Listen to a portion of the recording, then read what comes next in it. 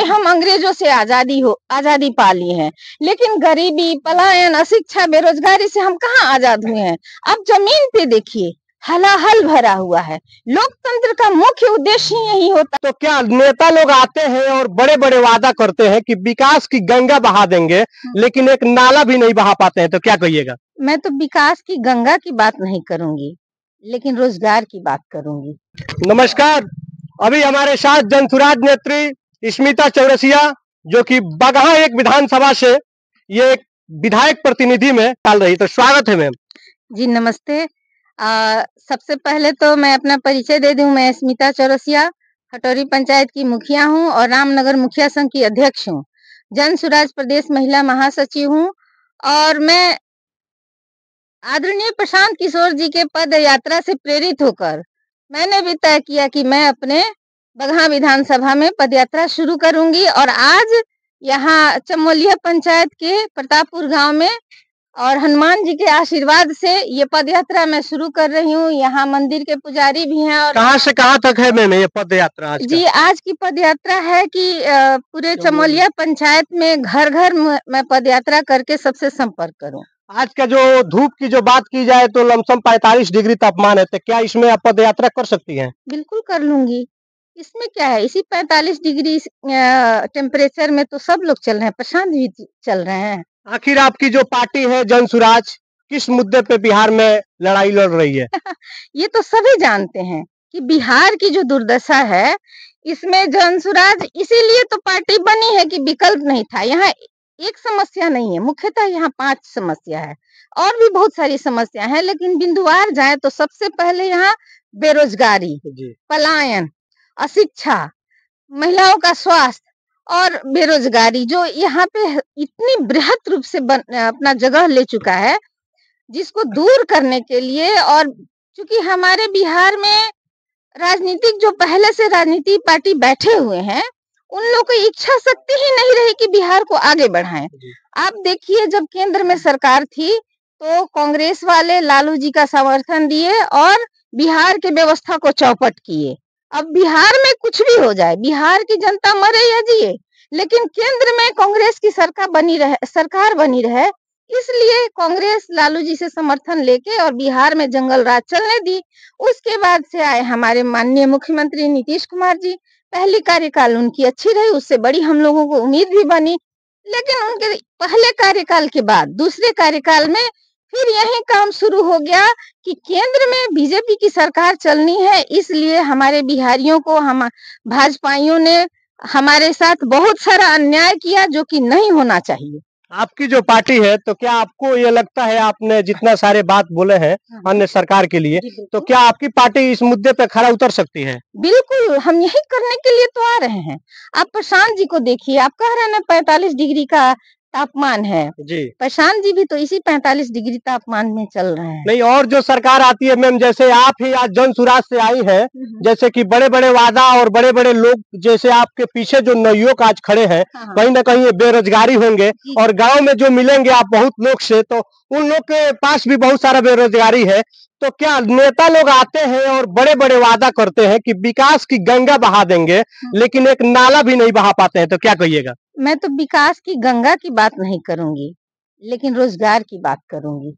इसमें गंगा बहाने वाली कौन बात है? नहीं, सरकार जो आती है तो बोलती है कि मैं विकास की गंगा बहा देंगे। हाँ, तो वो शब्दों का ताना बाना है। हमारी वर्तमान सरकार जो है कहती नहीं है कि आज हम आजादी के अमृत काल में हैं। निश्चित तौर पे हम अंग्रेजों से आजादी पा ली है, लेकिन गरीबी, पलायन, अशिक्षा, बेरोजगारी से हम कहाँ आजाद हुए हैं।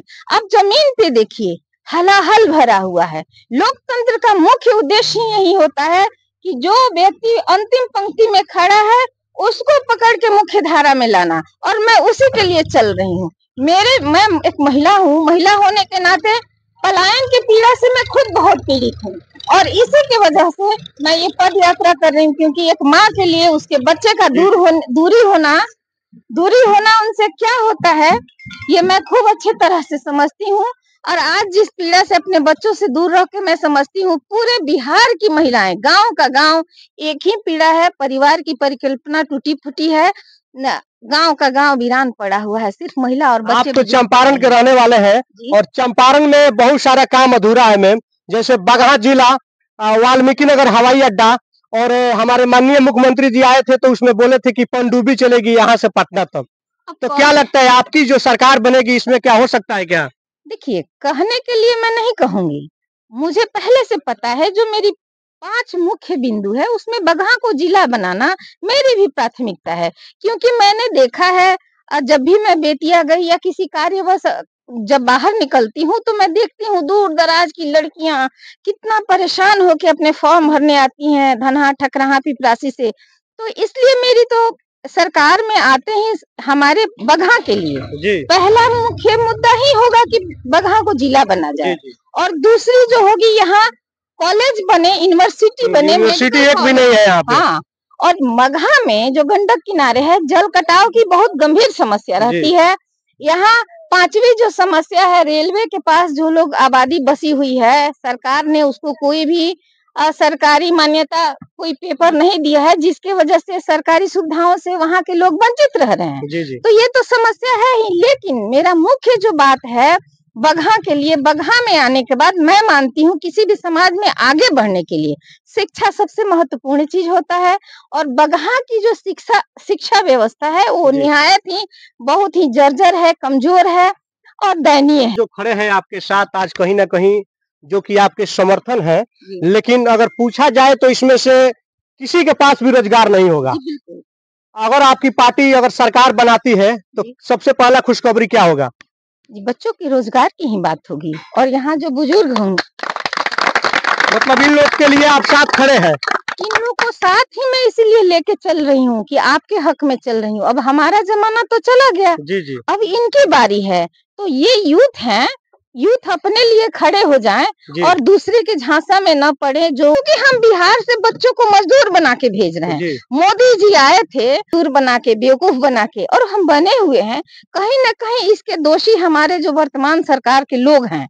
अगर उनमें ये स्थिति न होती तो हमारे बिहार के बच्चों की ये स्थिति न होती। वो हमें भेड़ बना के और डंडा हाँकने वाले मालिक बने हुए हैं। लेकिन इस बार बिहार की जनता जग गई है, हमारे बच्चे जग गए हैं, हमारे बुजुर्ग जग गए हैं, हमारे महिलाएं जग गई हैं, और इस बार किसी को वोट नहीं मिलेगा। इस बार सिर्फ जनसुराज। आप जो बोल रही हैं, सामने हनुमान जी का मंदिर है, मैं चाहूंगा कैमरामैन से एक बार दिखाइए।